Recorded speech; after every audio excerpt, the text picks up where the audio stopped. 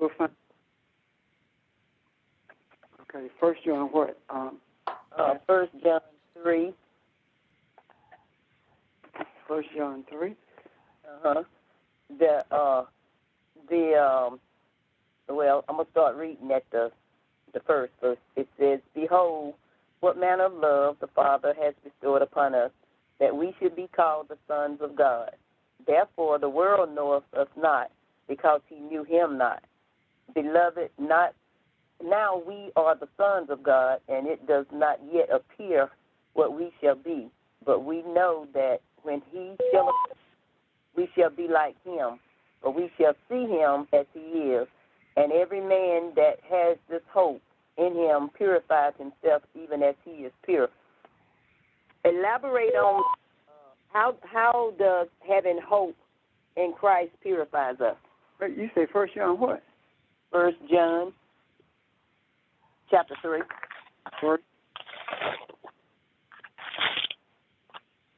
First John chapter 3. Verse. Yeah. Which verse? Verse number 3.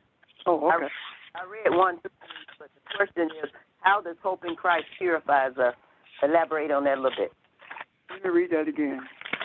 The love Father has bestowed upon us, that we should be called children of God, and such we are. For this reason, the world does not know us, because it did not know him. Beloved, now we are children of God, and it has not appeared yet what we shall be. We know that when he appears, we shall be like him.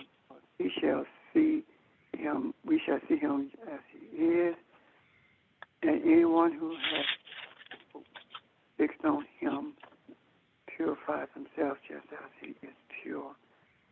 It's talking about having hope in the appearance of, you say Christ, some say Jesus, but the appearance is not a physical appearance. We talked about that a few weeks ago. The appearance is not of a man in the sky or in the heavens. It is the appearance of the teachings in this environment. That appearance does not appear in a physical form. It appears in how we experience each other, how we respond to each other. The appearance is talking about, for example, it speaks of love. So how expressive of love are you? When you express love to someone who expresses contempt towards you, then that is an appearance in this earth realm of the teachings of Jesus. So when I use that word, and I use it the way I do, rather, because there are so many times, matter of fact, too many times, that we use Jesus and Christ as interchangeable. When you say Christ, you're saying something totally different than Jesus. When you say Jesus, you're talking about the man who is the Christ, the man who is anointed, the man who is messianic. That's what you're talking about. So when it talks about the appearance of Christ, the appearance of Messiah, it's talking about the attributes of Messiah being made known. That's what it's talking about. So if you have hope in that, then what you are to become, you have not even seen, neither are you able to imagine it until you experience it. Oh, okay, thanks. You're quite welcome. Any other questions? I have a question. Go ahead. On last week, we talked about love, and I think Kathy made a statement about loving yourself. You have to love yourself. And I was reminded, I used to work with this lady, and very, very sweet lady, her and her husband. He was a nice person, but it was to the point where, like, if he was talking to a man, he would walk up and, like, shut that down. But any woman that he wanted to talk to, he would talk to him. So, me, I asked her one day, I said, why is it that your husband think that you're not supposed to talk to anybody, you know, a male. And she was like, well, you know, when it says submit to your husband, and our pastor taught us that the male is the head of the household, and so we are supposed to, you know, submit. And like she would say, she could cook, and she would fix his plate, and he would say, that's not enough on my plate. And I would be like, well, if it's not enough on his plate, let him fix his own plate. No. And so they were being taught about, they were thinking that they were doing the right thing, that their pastor was telling them that this is how you're supposed to, submit to your husband. Whatever he tells you to do, you got to do it. And they weren't bad people, but they were being taught wrong. And so when you're being taught and nobody's there to help you, then she did have a problem with loving herself because she didn't know how to love herself. You understand what I'm saying?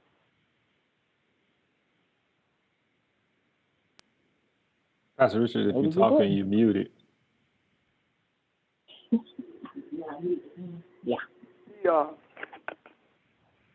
She has been taught not to love herself, and that is common. It goes from one end of the scale to the other. Either you're taught not to love yourself without even saying it, but by telling you what you are to be submissive to without challenge. Or it goes to the other end of the scale. You don't listen to anybody. You can't have a decent conversation. The balance is found in respecting each other. And when you notice that one or the other is not expressive of loving themselves, you take the opportunity to help them with that. That's where the balance comes. In most cases, in most relationships, balance is a struggle. And the reason balance is a struggle is because of the society that we live in. You don't have to be in church to be taught that you're supposed to be submissive to a male.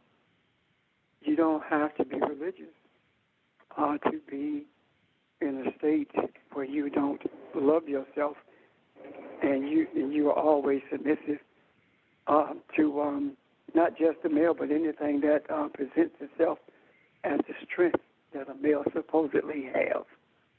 So in her case, or their case, he was simply taking advantage of her and more expressive jealousy as well, which means that he had very little, if no confidence in himself and in their relationship. Men do that with females because the lack of confidence and a desire to control. If men have more ways to control women than there are blades of grass on the earth. And most women are so conditioned in this society until they don't even recognize it. So I guess there's nothing can be done about that unless the persons involved are willing to take inventory of their relationship and submit themselves to someone who have their best interests at heart and is willing to teach them the strength and power of being in a balanced relationship. Does that help you? Yes. Anyone else? Yes, this is Angela. Go ahead, Angela. Thank you. I have a question. Genesis 2:21. I'm gonna read it. Yeah, So the Lord God caused a deep sleep to fall upon man, and he slept. Then he took one of his ribs and closed up the flesh at this place. My question is, the ribs. What is, I looked up rib and it said side, but I'm not so sure. Is that sort of like talking about a thorn in the flesh or something, or I'm not sure, but I don't understand. No, it did say side. You're absolutely right. And what he did, he revealed a side to him. There's a side of you that no one knows about. Have you heard that phrase before? Mm-hmm. That there was a side of this entity, Adam, that it was not aware of. As a matter of fact, it was not aware of any side. It did not realize whether it was masculine or feminine. So when it was made aware that it had more than one side, or that it was not simply one substance or one type of energy, it was made aware that it was masculine as well as feminine energy. And that's what it's talking about, when it was made aware of a side of itself that it was not aware of, okay? Okay. Well, so is that side is not necessarily dealing with the side that we don't want to deal with, like, say, our shortcomings or stuff like that, or is it? No, it's not that. I just not that. Example so you can see what I was saying, that's all. Oh, okay. As a matter of fact, to be honest with you, most people are still not aware of that side that the entity was shown. Men who are in masculine bodies are not aware of the feminine side. As a matter of fact, they shun it because they see it as something that is distasteful or weak. So they shun it.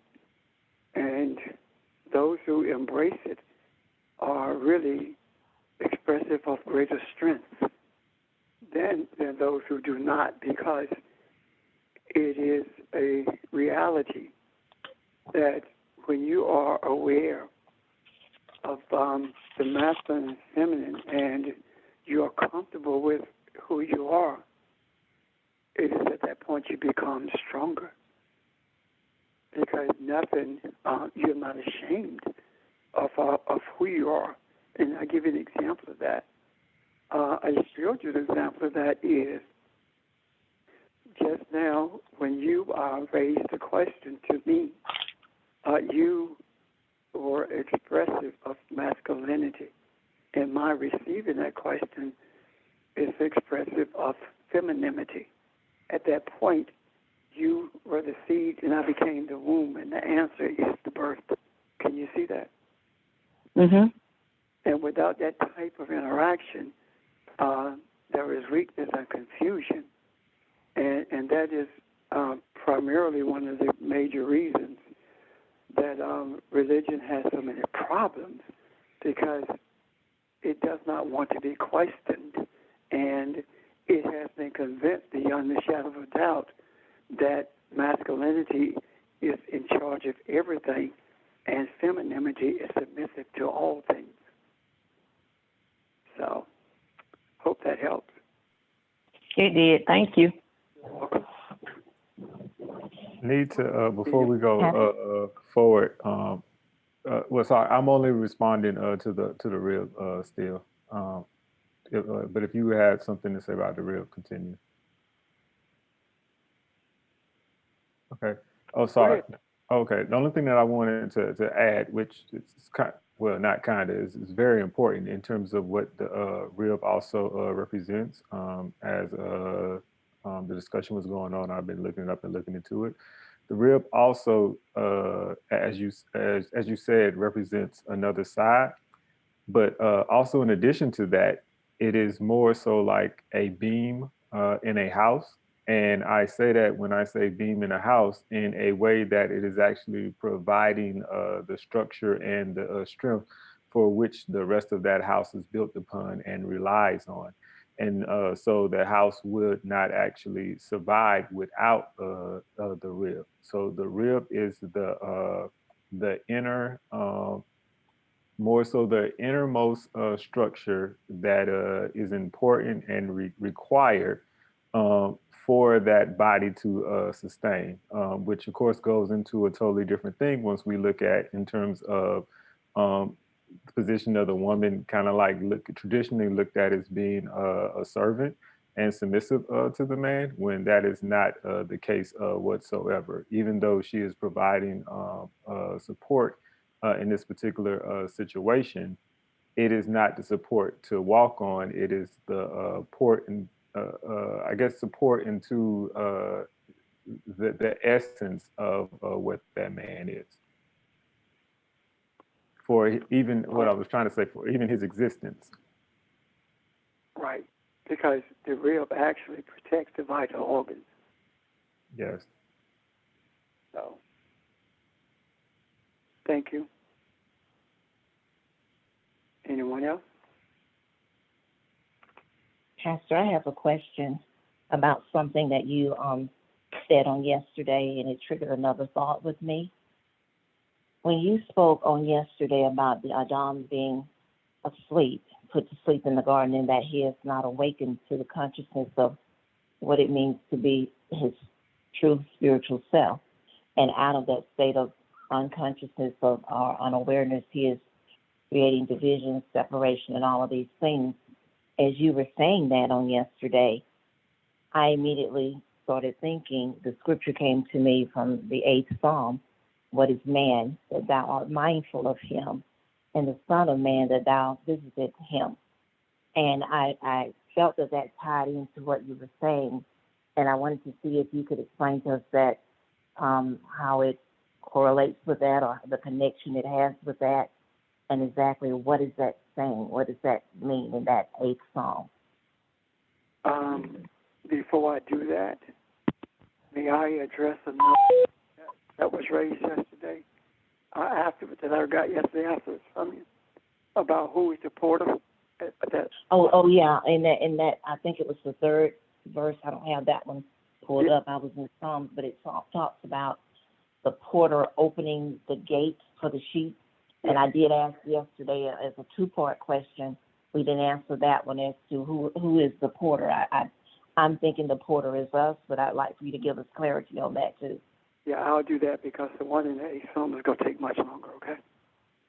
Okay. When we look at that, we see the porter that opens the gate. One would think immediately that would probably be Jesus or God who opens the gate. Jesus, because Jesus talks about him being the good shepherd, but also the door. The porter that opens the gate, or the porter that opens the door, is you. Not you in terms of I'm going to open it in a physical way, but it's one word, your desire. Desire opens the gate. When you desire to know who you are, to understand more about what you're being taught, your desires opens the doorway for understanding of the wisdom that you're searching for. So there is simply that, your desire, and if there are questions about that, because desire opens any door, quite frankly. If you desire to be a mechanic, it opens the door for you to do that. If you desire to be righteous, it opens the door for you to do that. So your desire is always the porter that opens doors. Any comments or questions about that? Or does that help you, my dear? Yes, it does. Thank you. Anyone else?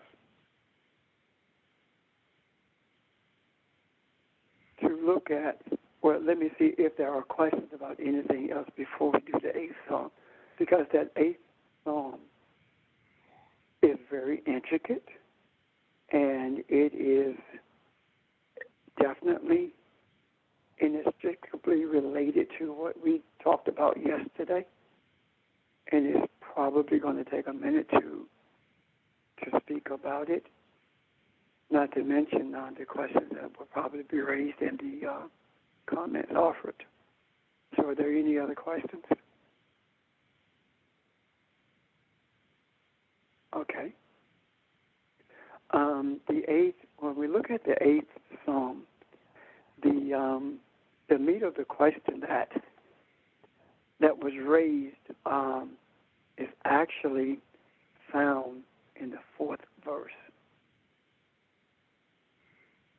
Because the meat of it is, what is man that thou doest take thought of him, or is mindful of him?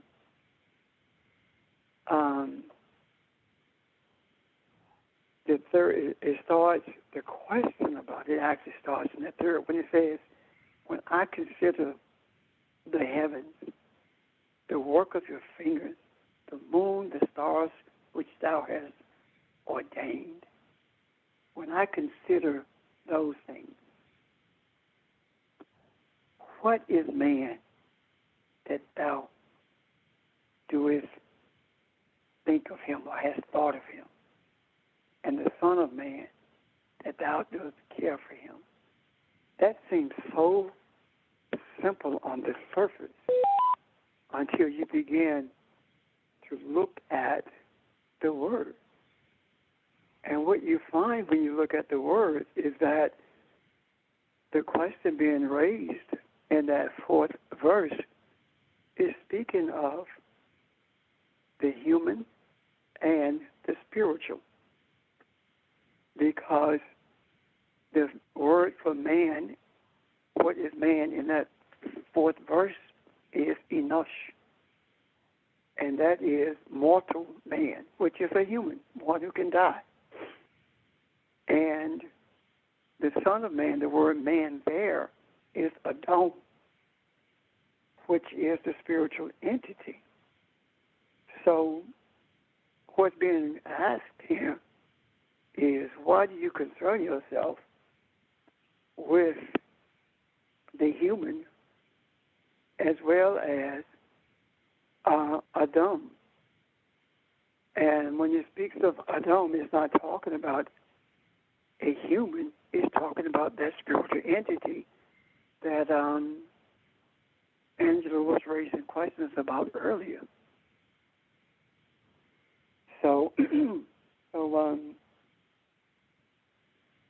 what David is raising questions about to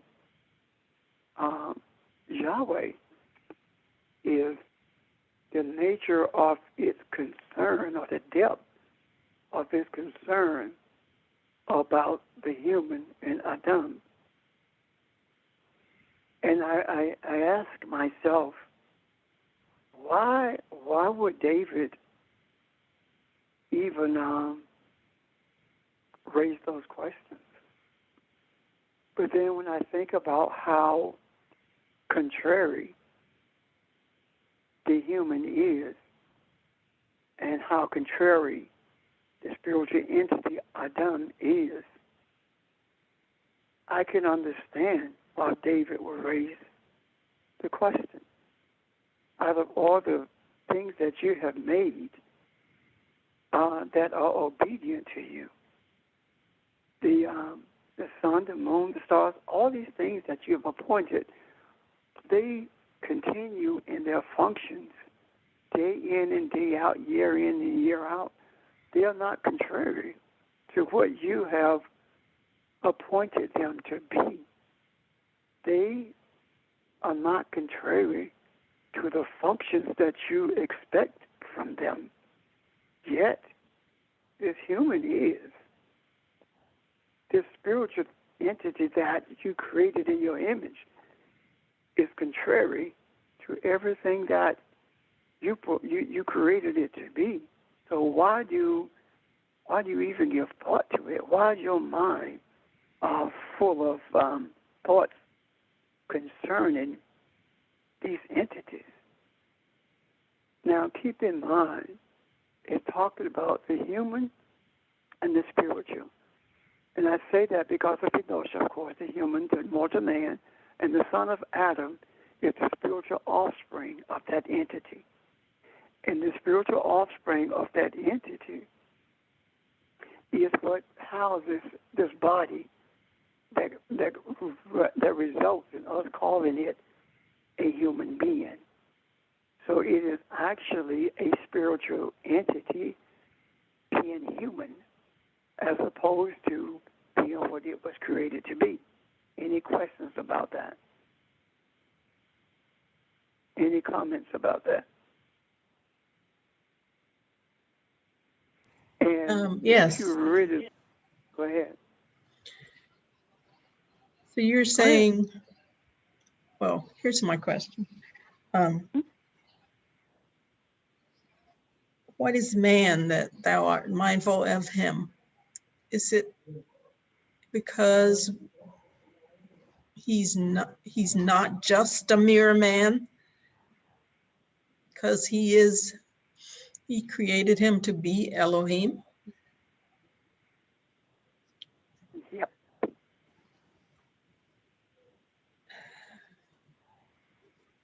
That's where I'm headed. Okay, You're absolutely right. I'm with you. And, thank you. And he says, why do you even care about it? It says that thou made him a little lower than Elohim. I'm sorry, let me back up. To if you visited him, that's talking about paying attention to him, entrusting him with something. Now let's move to 5. Before you also move to 5, I wanted to comment also in 8 when it says that thou art mindful of him. For in Young's literal, and I need to look further, but it says thou rememberest him, which acknowledges, and points to a previous knowledge of, and not just being mindful and never have known the scene, but it being available all along to the point where it was even engaged at some point. Well, also, Sheldon, that word means to memorialize him as well.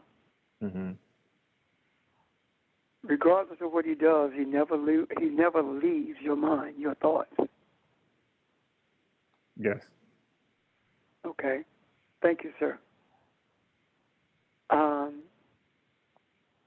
This word little, a little less than, it talks about to diminish or to make small. The lower, it's the same thing, or decrease. A little lower than Elohim. Why would it say that? Why would it say that it was created a little lower than Elohim? Is it because this entity that was made in the image of Elohim was not called Elohim for a reason?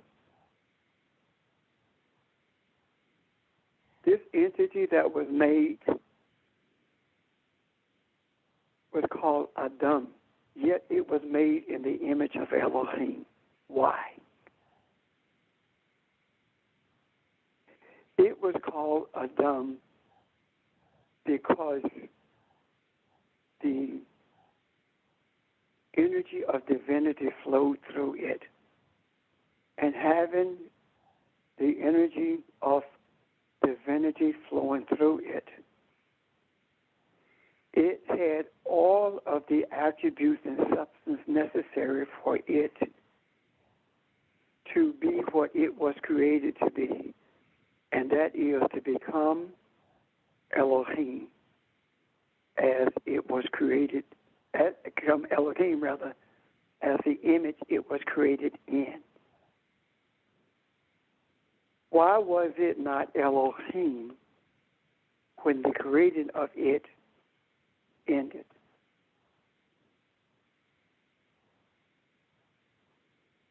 It was not Elohim because Elohim knew every aspect of his being, of his essence.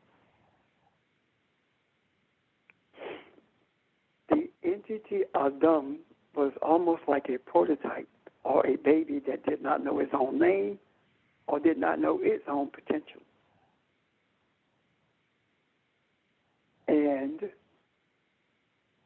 when it was shown its potential, when it was made aware of his attributes, it made a decision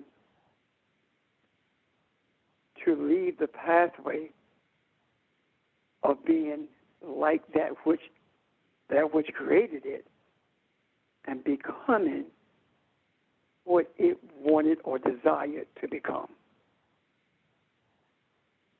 And that was not only a possessor of the knowledge of good and evil, as well as a source of life energy, but an active participant of good and evil, an active producer of good and evil, by virtue of the affinity that it showed for the energy of good and evil itself. What am I saying? Every one of us has life energy, which is the tree of life, as well as good and evil, which is the energy of rightness and unrightness. The question is, what do we show an affinity for? Up until this point in our existence, we have exhibited a greater affinity for good and evil because we have, up until this point of our existence, been more of an ebb and flow between rightness and unrightness, good and evil. We have also, in the same mindset of that entity, Adam, made decisions about being what we wanted to be, rather than take the time or the opportunity to understand the essence of our Creator and desire to be exactly like our Creator. We didn't do that. We chose to create in the manner that would please us and the manner that was most convenient for us. And in doing so, we got off the pathway that would lead us to be the essence of the one who created us, and that is life energy itself with the presence of rightness and unrightness, but being strong enough and desirous enough to be life energy for everything without having an affinity for rightness and unrightness, just being ripened all the time. Any questions about that? Question. Yes. Was the Adam set up to start with? Say again? In other words, was the Adam set up to start with them? What you said was Elohim was aware of all of its attributes. The Adam was like a, for lack of a better word, like a child or baby, not knowing all of its attributes. It just basked in what was available to it. And none of it was, you know, as long as its needs were taken care of, it had no worries, no concerns. Right. So was the Adam set up? How could the Adam appreciate rightness unless there was unrightness? And how could the Adam make an informed decision to choose righteousness unless it was aware of what unrighteousness was? It could not appreciate it without experiencing it. However, it could be righteousness permanently without experiencing the unrighteousness if it chose to. However, The question, I guess, is, would it have known what unrighteousness is? Right? Right. Okay. Now, let's back up a moment. First of all, the conversation that David is writing about is not one with Elohim. It's with Yahweh. So let's get that. Okay? So David is talking to Yahweh about the attributes of the entity that brought into existence Adam, which in turn brought into existence the mortal man, and both of which came from Elohim. Okay? So, I am not sure that Elohim was not aware of the attribute of unrighteousness. I'm not sure it wasn't. And the reason I say that is because if Adam was created in the image of Elohim, then every substance, every attribute of Adam would have to be one of its creator, because it's this image and likeness. So if it's its image, they are the same. Now, could it very well be, and I think it probably is, that this entity, Adam, experienced good and evil and created an affinity for it over the affinity for life energy. It had the opportunity to revert to life energy and not have a greater affinity for good and evil. If we look at the garden story, this affinity becomes evident when we look at the allegory or the metaphorical discussion that takes place in the garden when the experience of good and evil was encountered. There was not a rejection of it, rather it was a denial that it even took place.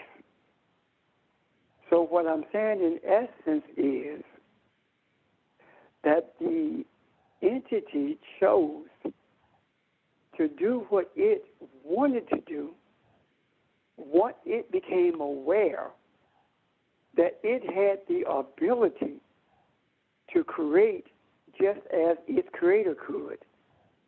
And what the creator did was recognize that the greater affinity of Adam was for good and evil, righteousness and unrighteousness. So it said, we cannot allow life energy to become the dominant force in this vessel that has a greater affinity for righteousness and unrighteousness. If we do, then there will be no opportunity for this spiritual entity to ever be pure life energy, because forever it will have an ebb and flow in and out of righteousness and unrighteousness and justify it as it does so. So that's when this thing called the flaming sword is metaphorically put at the entrance, meaning that there is a breaking point where this entity would not be able to access the purity of life energy in a permanent way. It would have interludes with it, so it would know what was available.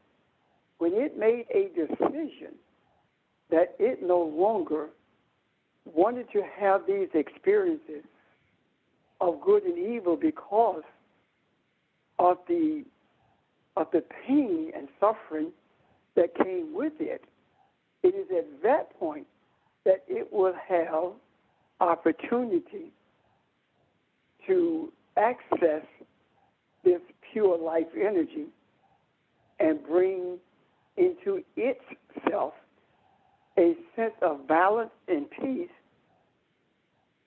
above the desire for good and evil. So when that was put there, the flaming sword, or when the partition, spiritual partition was there, what came into being is the physical Adam. In doing so, it gave Adam access to the tree of life, or to this life energy, without losing the attributes that it was created with. So what ended up is that Adam became Enosh, that mortal man. Its affinity for good and evil overshadowed the life energy, and it resulted in it becoming more aware of its humanity, or embracing its nature of being a human more so than it did Elohim, or a spiritual being.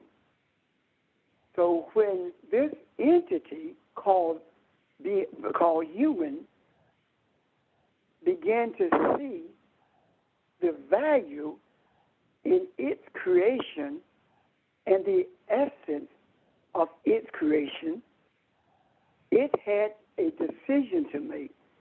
And that decision is whether or not it was going to continue the journey of good and evil, along with the results of that, which are racism, misogynism, all the things that beset humanity, all the divisiveness that's in the midst of humanity, the things that cause pain and unhappiness, the things that causes hatred. Are you going to continue that journey? With that decision being made by a portion of Adam, and I'll deal with portion in a minute if I need to, of Adam saying no, for the benefit of humanity, this shall not be. So this section, this thought pattern, began to search for an entrance into the gate that would lead to the tree of life for the benefit of humanity. At that point, this portion of the entity began to explore how it could possibly be representative of all of this thing called human, so that it could function as a spiritual entity as opposed to individual humans. And in doing so, it began to understand that its attributes were not human at all, but they were spiritual. And the way it started understanding it is because it started to look at this entity in human form called Yeshua, Jesus, and saw that even though it was in human form, it did not think it robbery to see itself equal to Elohim. So when they saw that, they began to understand that the way that Adam was created was in a manner that gave it privilege to have an affinity for whatever it chose to have an affinity for.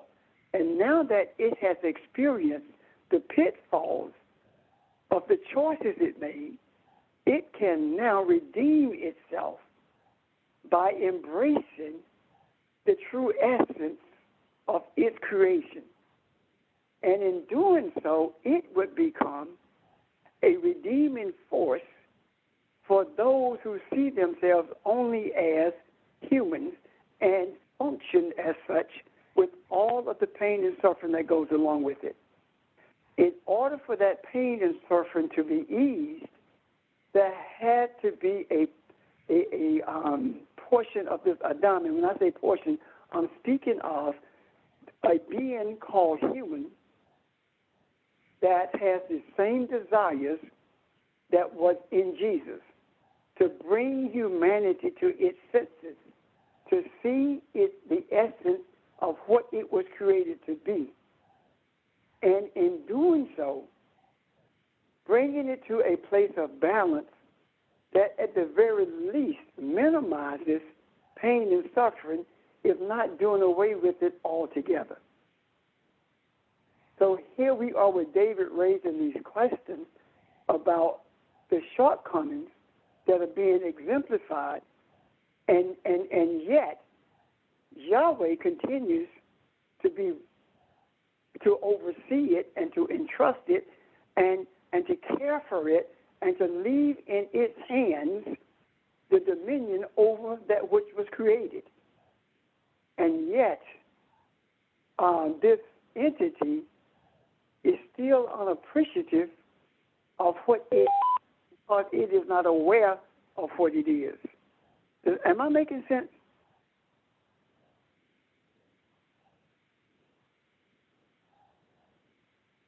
Here's my Yes. question again.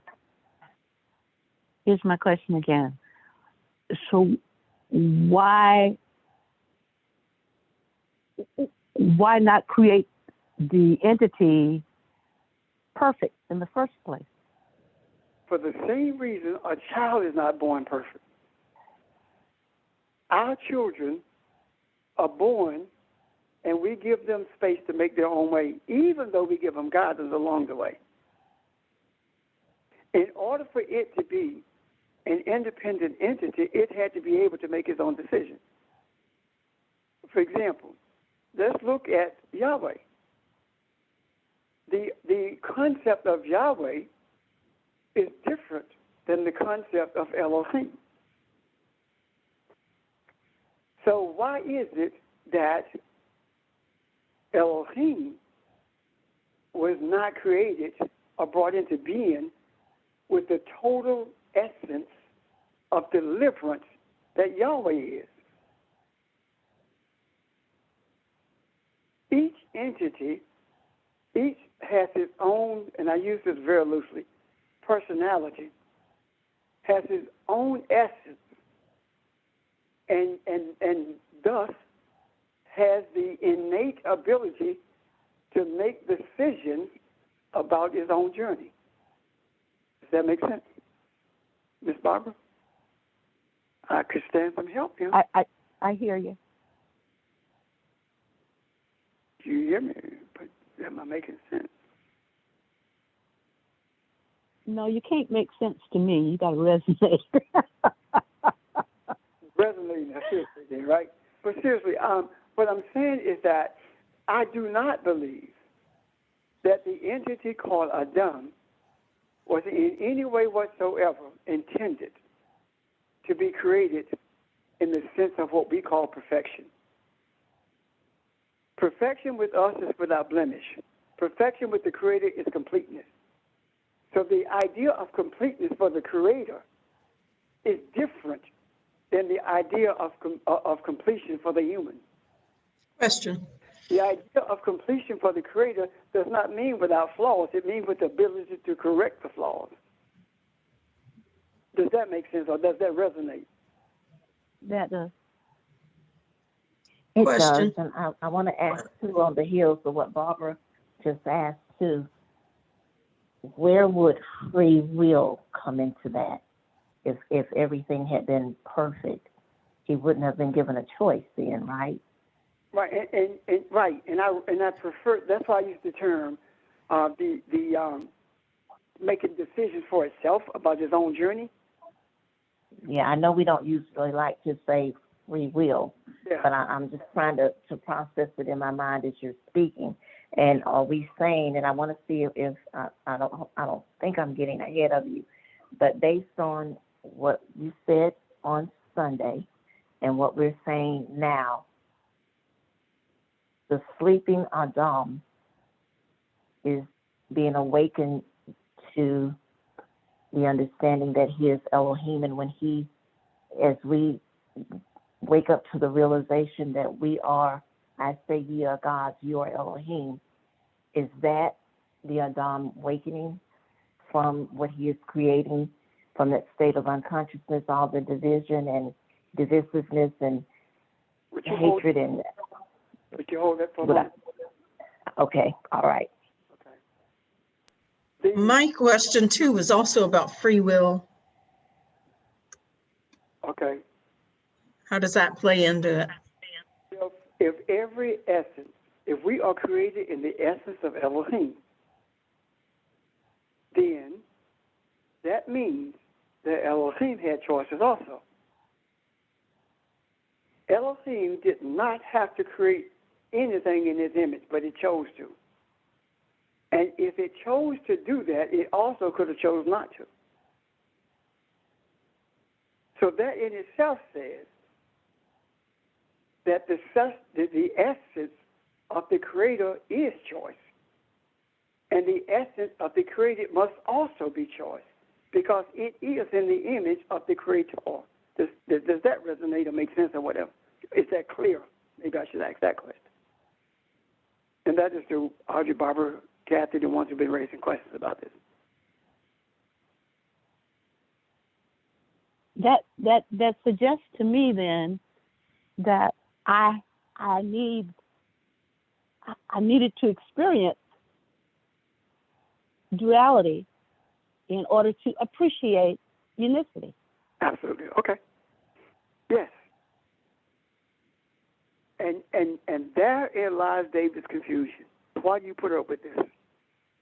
It's basically what he's asking. And then he begins to get his answers later on when you talk about the sheep and stuff, and I'll get to that later. Now, are we clear on the duality of Elohim as well as this entity Adam?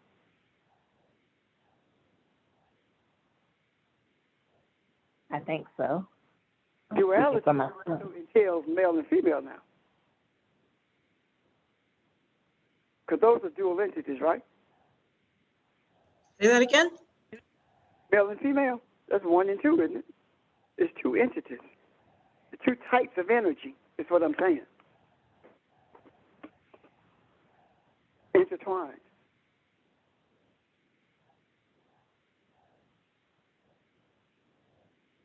Positive, Okay, negative. but it wasn't then yet, was it, for the Adam? Wasn't what? It was still intertwined. Yes, it was intertwined. Yes, absolutely. And that is very, very evident. The only place where it was not seen as being intertwined is when you read about Adam talking to the Creator in the garden. When Adam talks about, for this cause shall a man leave his father and mother, he says Ish and Ishah.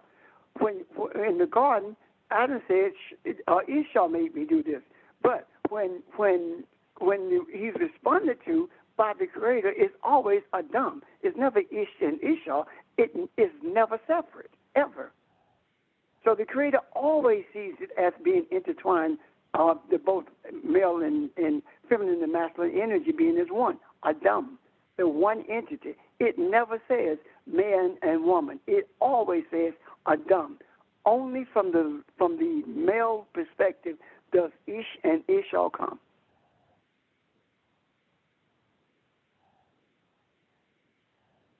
If you read it in the English, it's very difficult. If you take your Bible and read Genesis about the garden experience, and everywhere this entity called Adam is speaking and referencing what is called his wife, that is the worst translation in the world. It is not wife. It says Ishah, which is woman, or feminine. And Ish.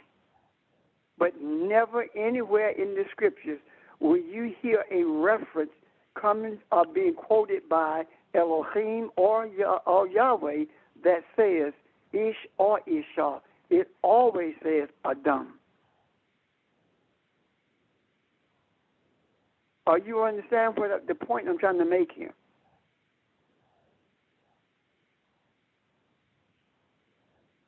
I need some help. I need some feedback.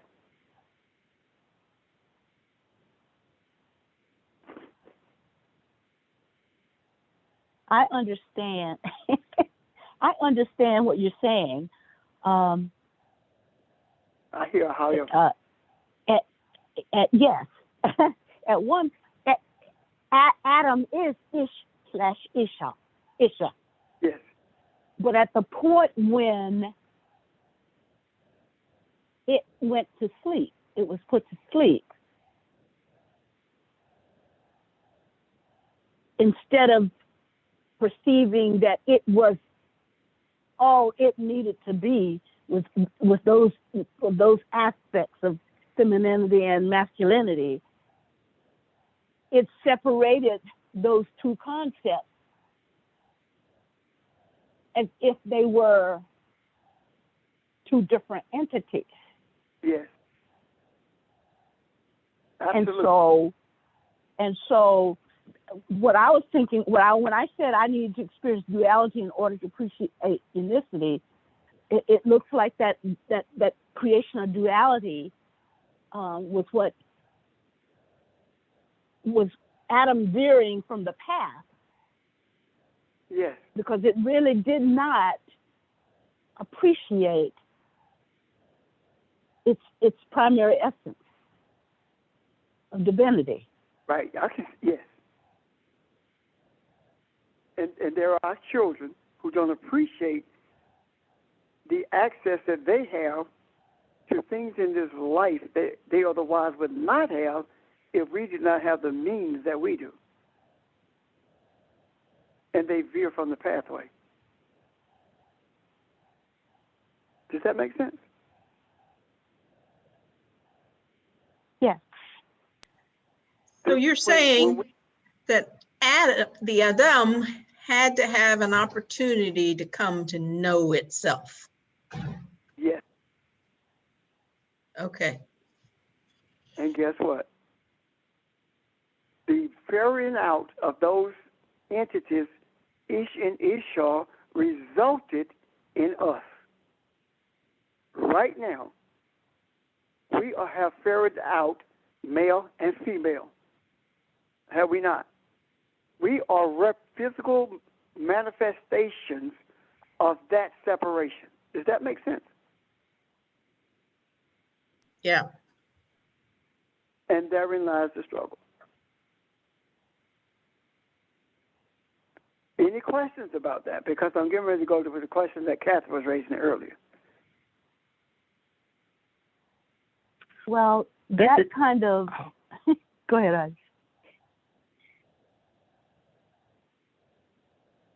Go ahead. Somebody. Wasn't me. I was. It was me. And I'm sorry. oh, you can go ahead. I can wait. Okay, that explains then why it was so very important for us to understand femininity and masculinity as part of our spiritual path. Yes. Because then that's when we begin to really understand that they are one. Yes. And had we not sort of dissected out those two things, we would have not have come to know that the degree to which they are one and the degree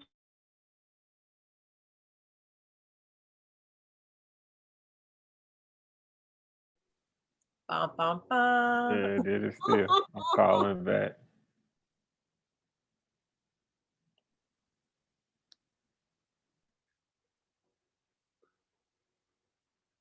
Do you think it's the conference caller that's being used that's hanging up at a certain time? I'm like, say your name. That could be it.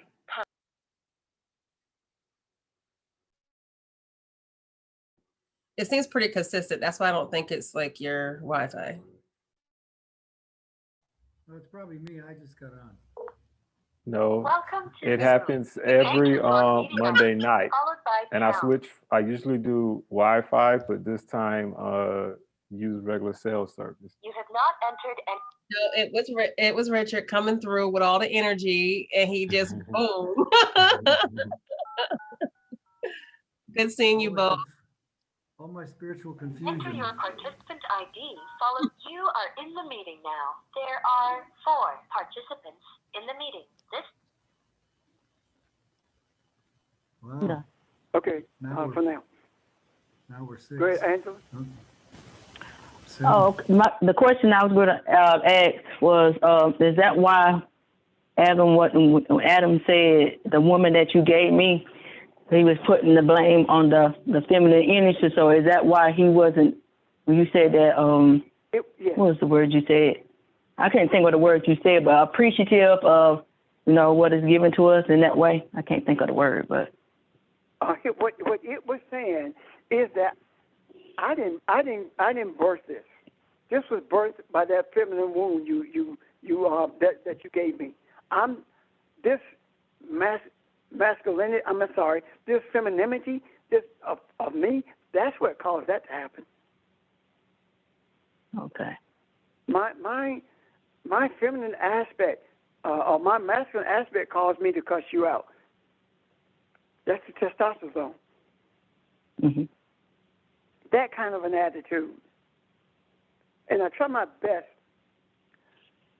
to use as much of the vernacular that we use or that we're familiar with so that we can understand these spiritual principles.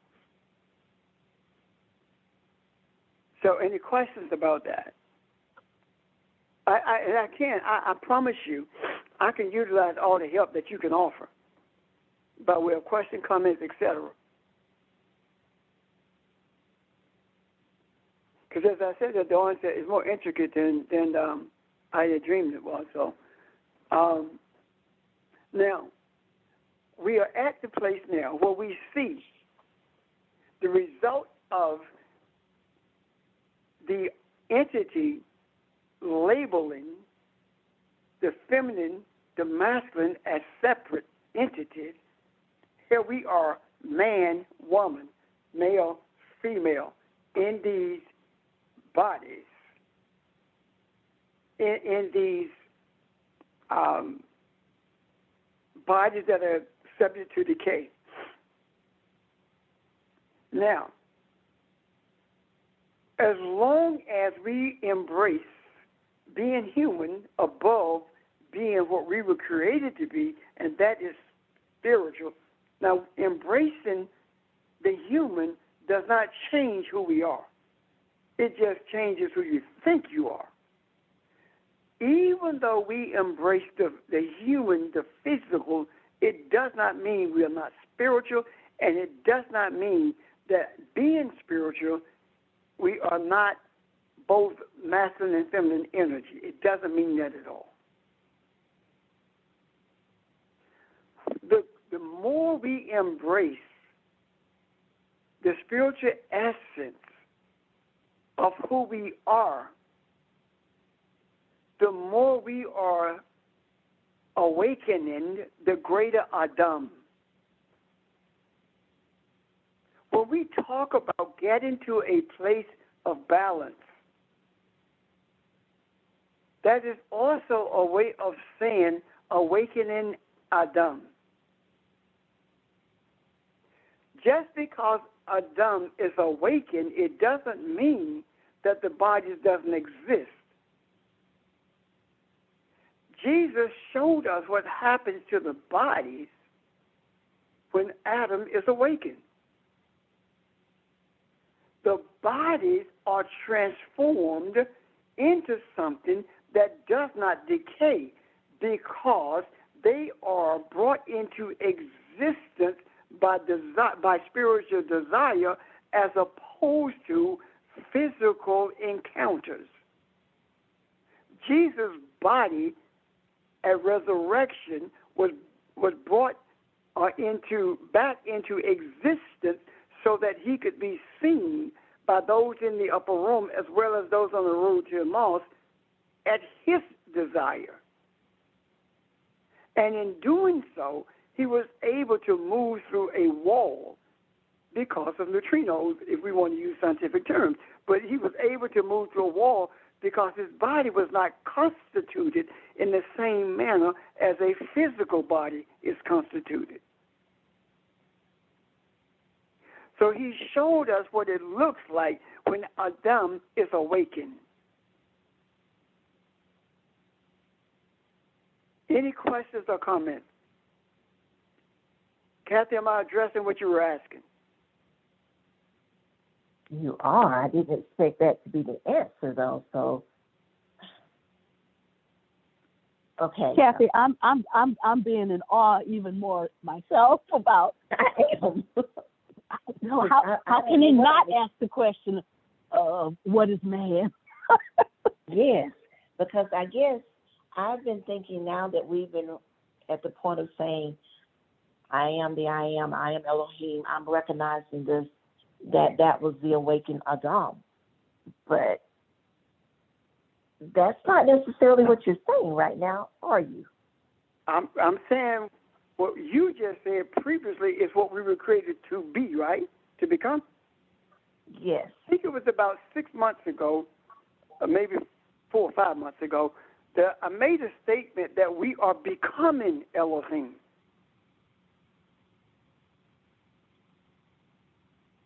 We were created to be Elohim, but we never became it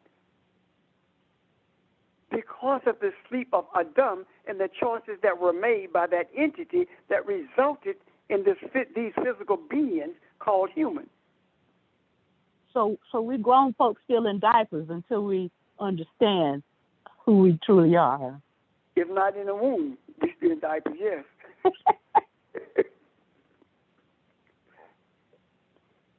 So I take it that this is resonating.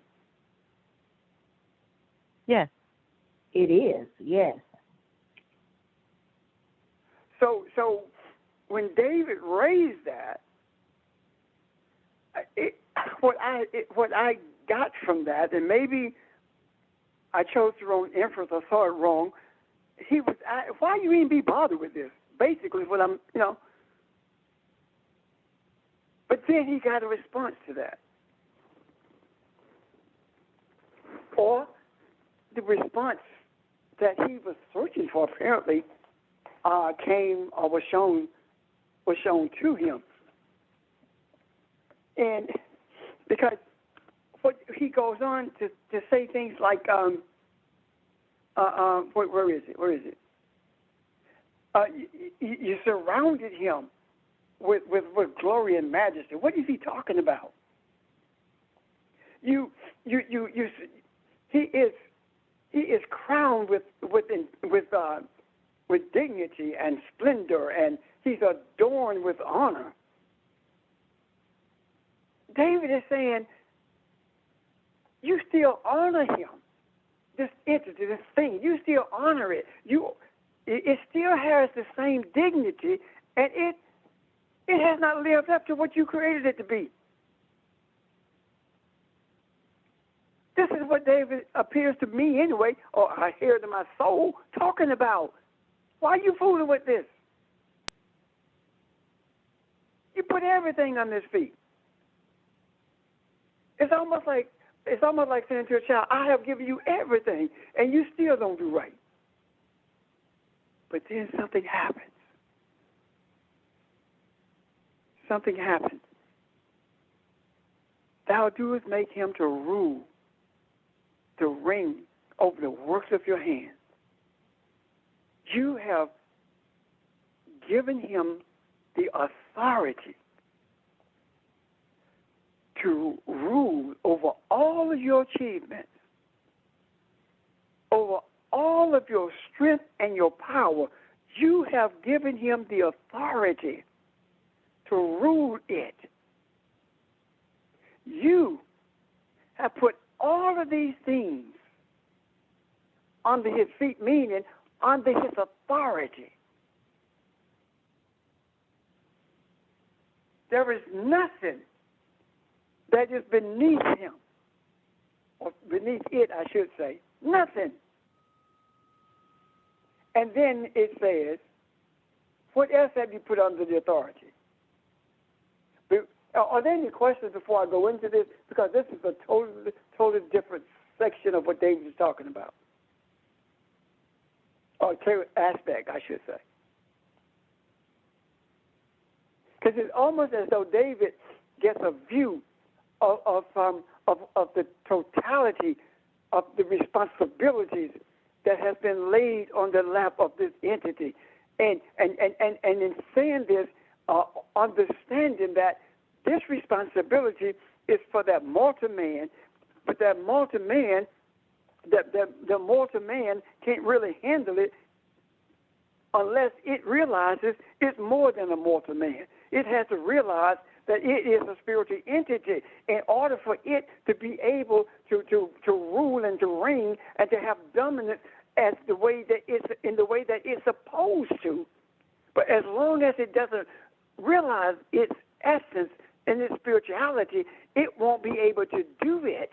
It will use its power and its dominance to rule men and not the achievements and creation and the accomplishments of its creator. He says, all the sheep and oxen and also the beasts of the field are under his authority. If we look at that, it appears as though it's talking about animals. But if we look at it spiritually and see what these things are speaking of, we will find that if you look at the word sheep, it becomes a metaphor for the multitude. And oxen, with its root, becomes a way of talking about training and teaching. And it's talking about the teaching of the multitude is under the authority of this entity. Are you following me?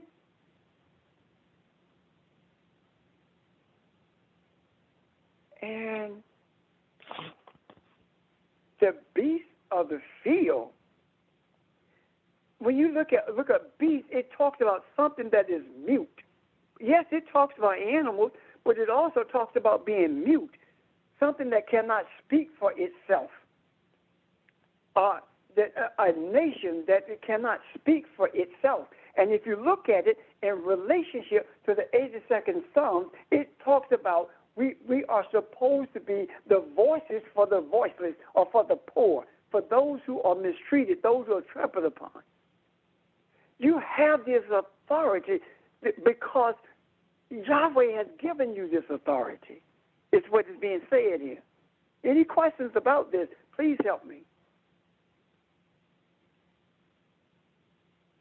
You don't need any help. You got it. I'm going to be kind. Okay, thank you. Then, when we look at verse 8, when we talked about the fowls of the heaven, or the birds of the air, if you look at them separately, it means one thing. But if you take the fowls of the air and combine them, the birds of the air, if you look at that, it's talking about something that's dubious or doubtful. And the air speaks to the universe. It's talking about having authority over the multitude who cannot speak for itself, and it has doubts about who it is or its existence in relationship to the universe.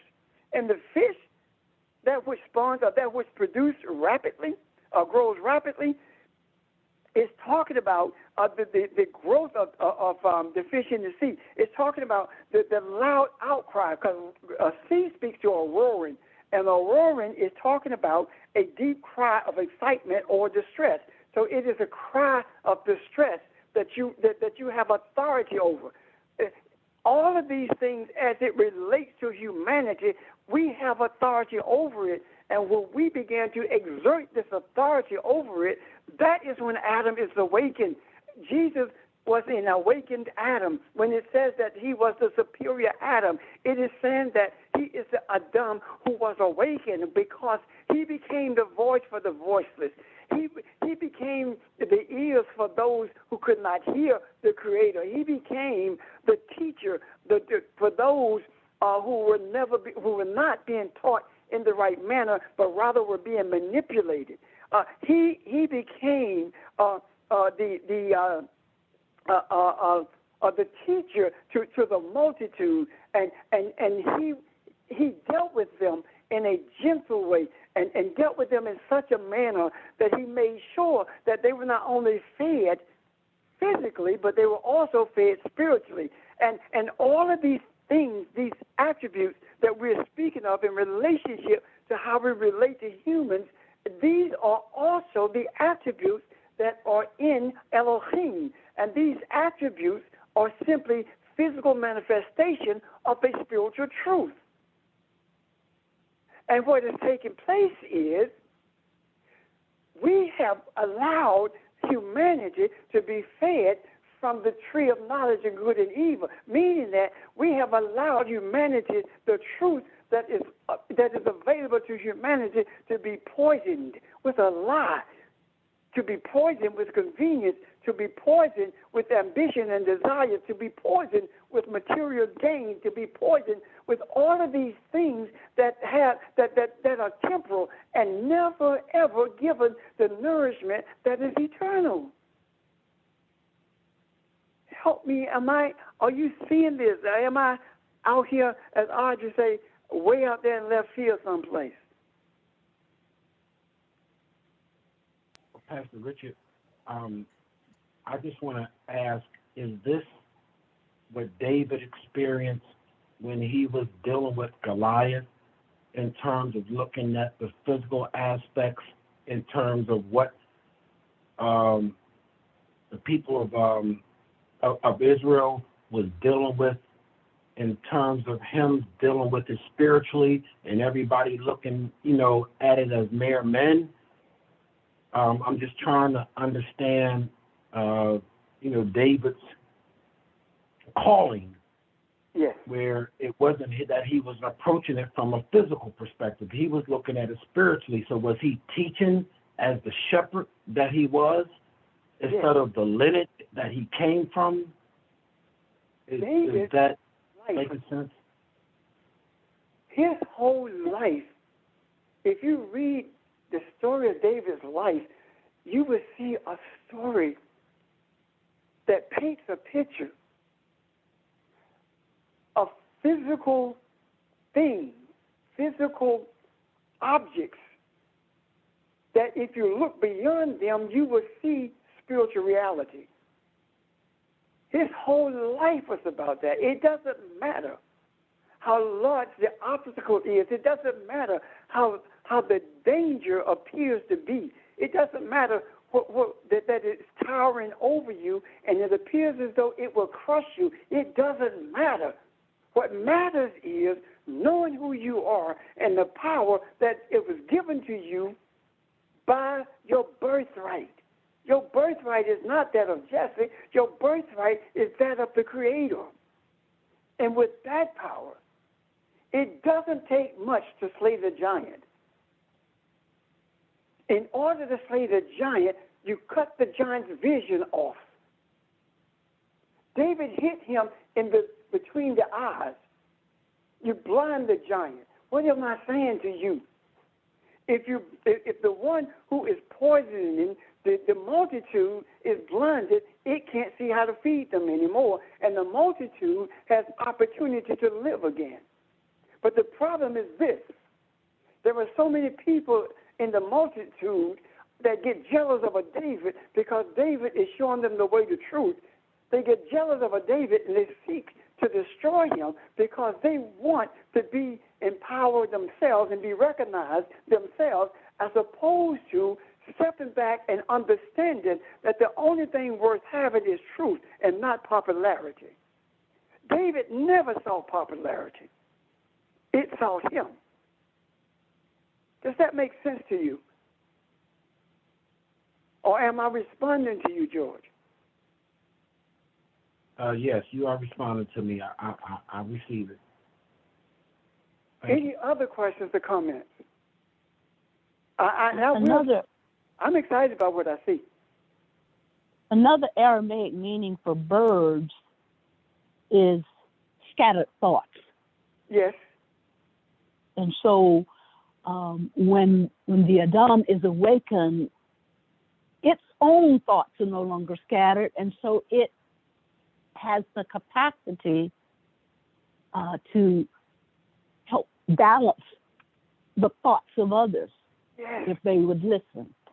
Now, hear what you said, Barbara Jean. Hear what you just said. When Adam is awakened, it has the ability to pull together the scattered thoughts of other human beings if they would listen, right? Which means that the entire Adam, meaning every individual human, does not have to be awakened for Adam to be awakened. Jesus pulled together scattered thoughts, didn't he? Jesus was called the superior Adam, which is conceptual, a spiritual man, a spiritual representation, rather, of the being that was created, Adam. So what I'm saying is this. If you, or if I, embrace the totality of the essence of our creation, I am an awakened Adam, which means that you can become an awakened Adam. And it goes on sequentially if necessary. We are able to be infectious in the awakening, but we first must be awakened, and we first must allow our belief to match our thoughts and deeds, and that's what shows us that we awaken. Jesus said, "Are you stoning me for the good works that I have done?" What are the works that he had done? He had shown mankind that the things that I'm doing, you see them as miracles, but they are supposed to be everyday things for all of us to be able to accomplish. Does that make sense? Because we have this authority over all this stuff. Pastor, I see this as, and I don't think you're in left field, or either I'm out there with you right now, but I don't think you are. But I see this as dovetailing right back into Isaiah 11 that we talked about. In Isaiah 11 is the awakened Adam, who verse 2 in Isaiah 11 says, the Spirit of the Lord rests on him, and he has wisdom and knowledge and understanding and all those things. And because of that, he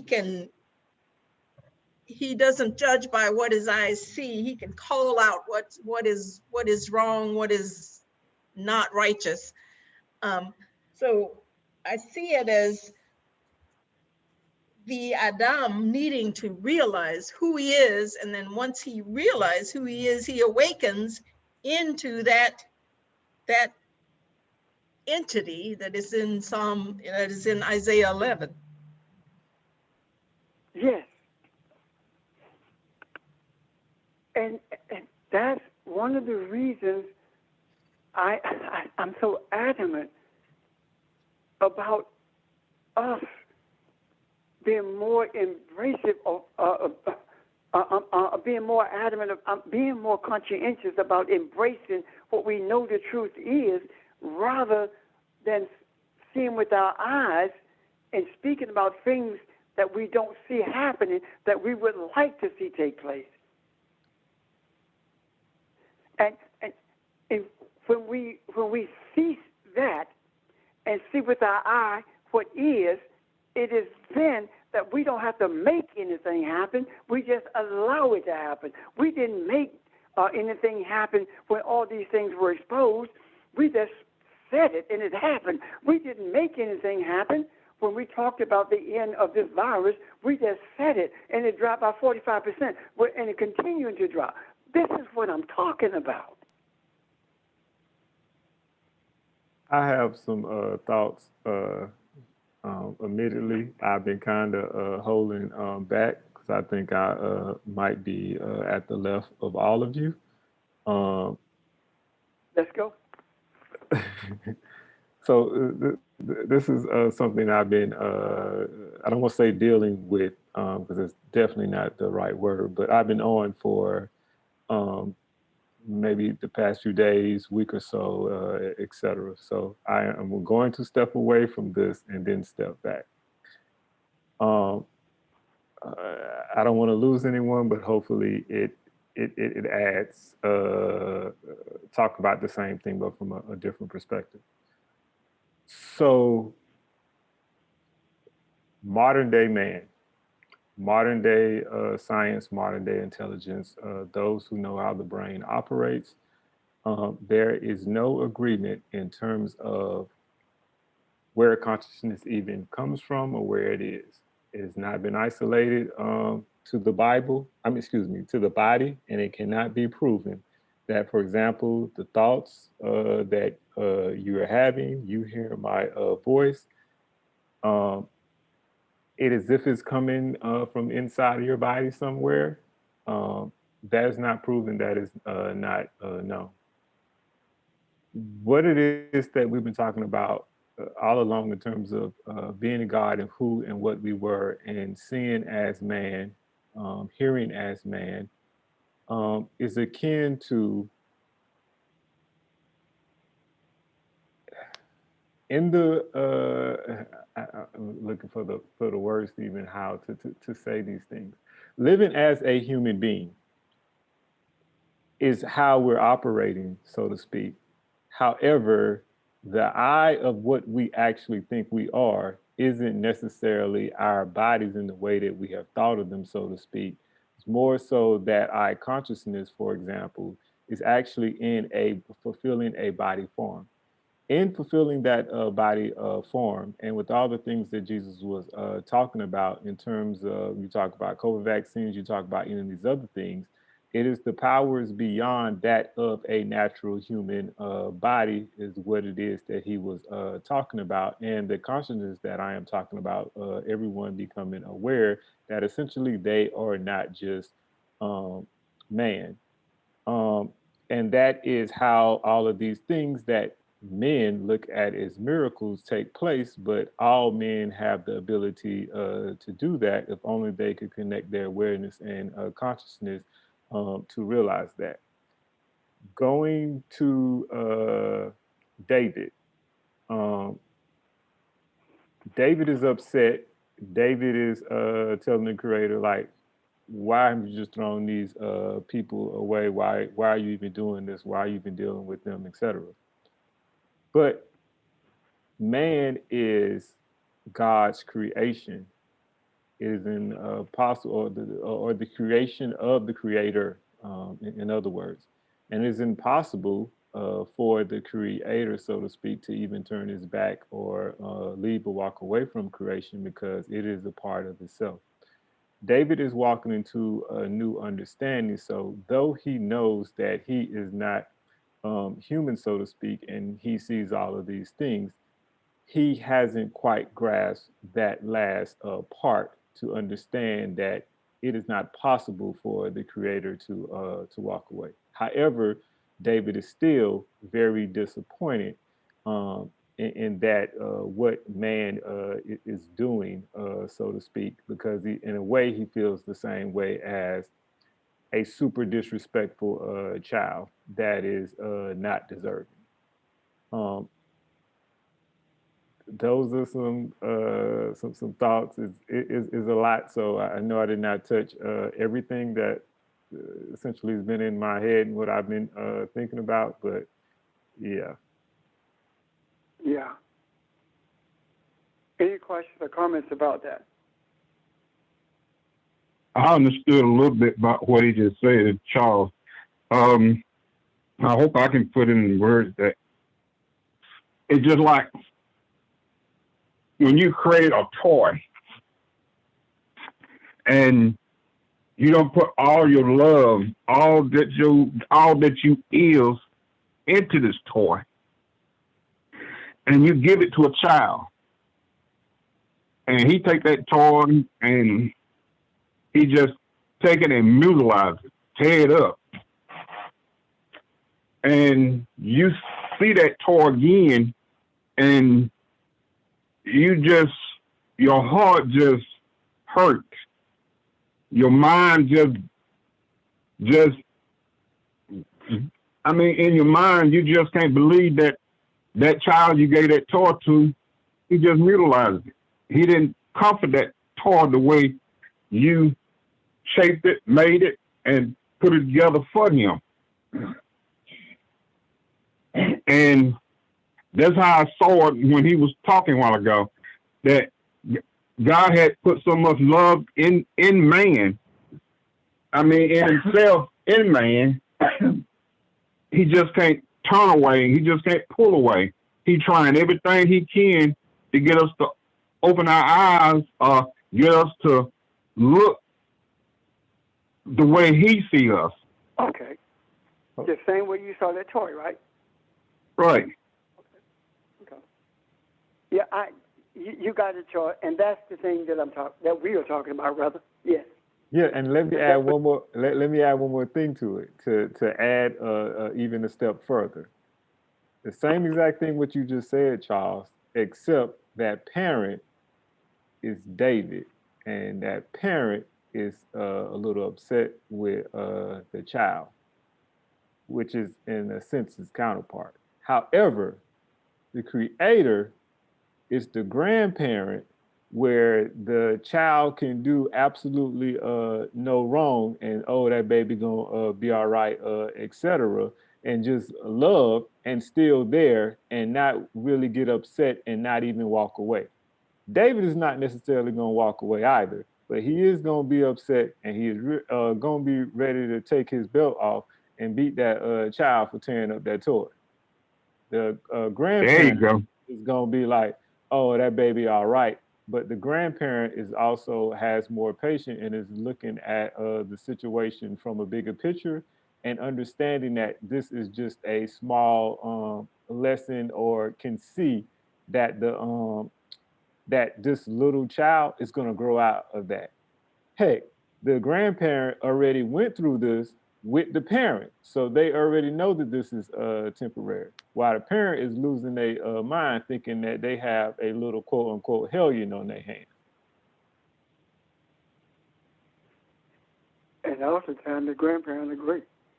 But anyway, any questions? Are we clear?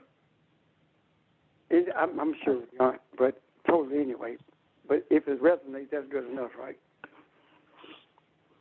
This is Angela. I just wanted to say that what Shelton was talking about, it took me back to Genesis before when Adam and Eve sinned, and God, could have just put them out of the garden, but he clothed them.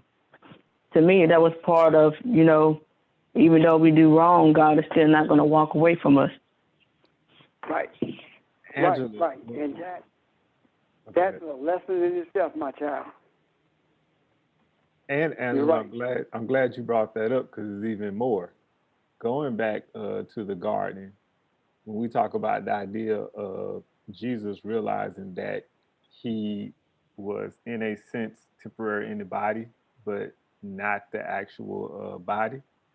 At that particular point, it was the same thing for them. But then all of a sudden, they got stuck in the Bible. I keep saying, mixing up Bible and body. They got stuck in the body, which means that for who and what they thought they were was just isolated to the Bible. I keep doing it. It was isolated to the body, and their understanding of who they were all of a sudden did not go beyond the body. I'm really concentrating on this body that last time when I said it. Any questions or comments on what I said? Because I definitely don't want to lose anyone. Yeah, about that stuck in the body. So the creator had to okay, so remember they went to grab the clothes and everything like that, right? Right. Leaves or whatever to clothe themselves. Okay, so what was happening at that particular point was all of a sudden that's who their identity was, and that's all they were. And so because that's what their identity was, all of a sudden they felt extremely vulnerable and naked. However, prior to that, before that, they realized that the bodies that they were kind of like in at the moment wasn't their identity. It wasn't who they were, so to speak. They were more than that. It's like they got stuck. So if you can imagine yourself, let your imagination go. If you can imagine, if we could just switch with our consciousness, we could just go and just walk with me on this hypothetically. If we could go and jump in people's bodies, and then all of a sudden we could just jump from person to person to person. Think about anybody on the earth, on Earth or whoever. I wonder what it feels like to be this person, and you occupy that person. Well, the point is, who do we, the you and the I that we're actually talking about? At that particular moment, when they needed to be clothed, they only saw themselves as being that particular, in a sense, body that they were in. They did not see themselves as being separate away from that body. That's also how the idea of life and death takes place. We know that the body, the physical body, must perish. And if you're stuck in the body, so to speak, in terms of your identity, you don't exist beyond that. Therefore, you must perish as well. When Jesus keeps talking about everywhere throughout the body, when he said you will be saved, but it really means that you will live, that's what we're talking about.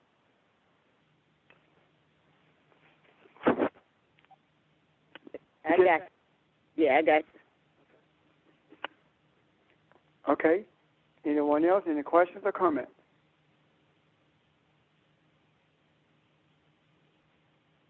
If you have any questions concerning anything that we've spoken of, not just tonight or yesterday or the day before, but any point, please make a note of them or send a text message, and we will make every effort to bring some clarity when we meet again, okay?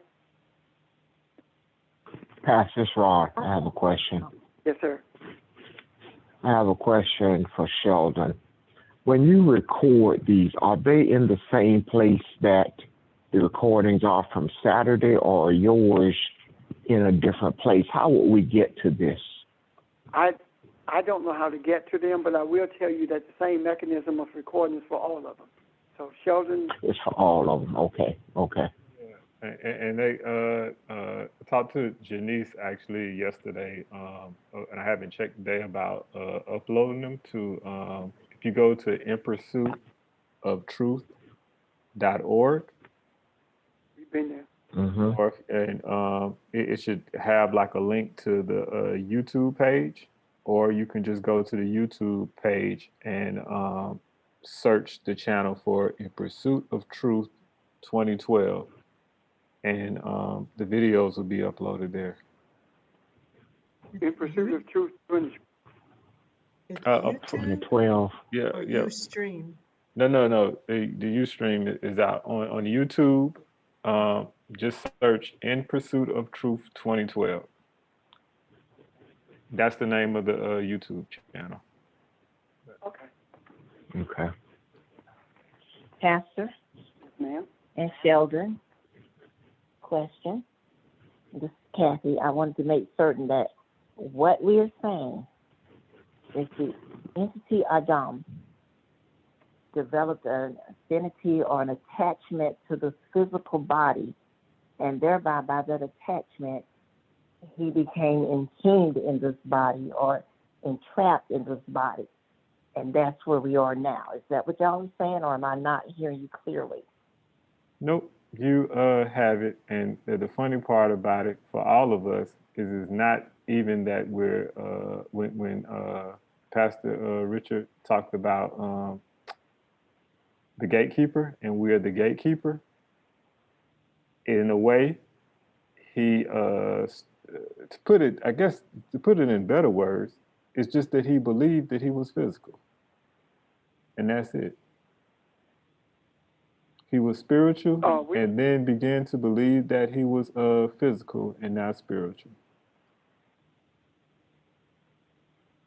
Okay. We have a greater affinity for the body than we do for being spiritual. Is that what you're saying? Yep. Put it in different words. It's just, what do you identify as? Everyone on here has or has had a job. Everyone has or at some point has been in school. Someone is definitely a child. Some of you are parents. But your identity, what do you see yourself as? Some people struggle, like if they've been a famous, in any time that identity that we identify ourselves as has been taken away, do we struggle with seeing ourselves as anything different? Do you, or you your job, or do you do that to make a money to go buy sustenance, etc.? He simply, Adam, simply bought into and started to see his identity as human.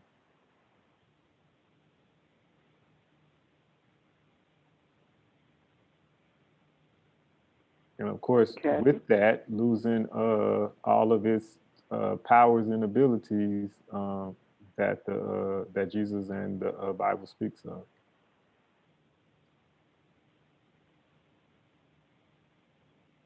But did he really lose it, or forgot that he had it because yeah, he was asleep and lost the awareness of who it really was?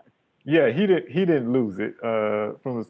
He lost the ability to use it, or essentially taught him. I don't want to say taught himself not to use it. He just turned his attention away from an ability of being able to do it. But the ability, like you said, is always there. Adam didn't do that. Men did that. Yeah. You know, we have right now, the problem is not that we don't know or believe.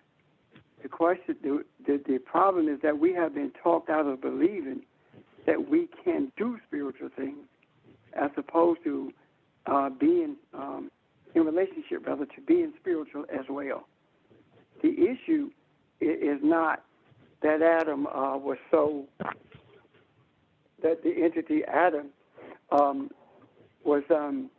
has forgotten anything as much as it, or something that it should not have, maybe, I don't know. So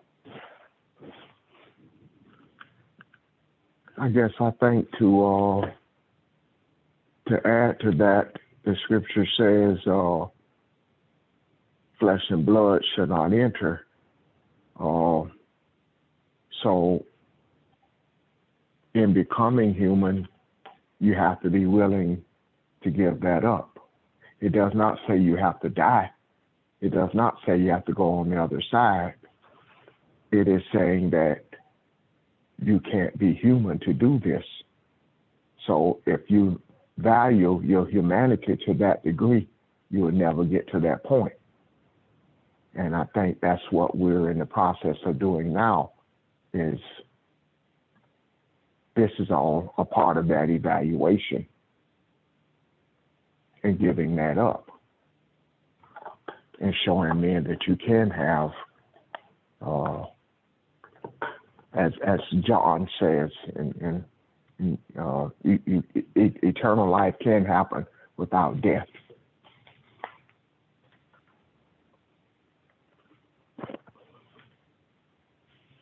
okay.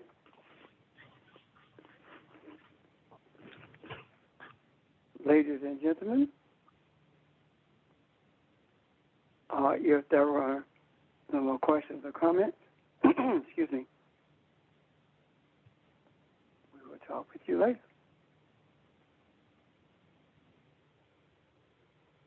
Hello? We're here. All right. Thank you, Rev. Okay. Thank you. Good night, everybody. Bye. Bye, Good everyone. night. Thank you. Good night, everybody. Good week. Good night, family. Good night, everybody. Good night.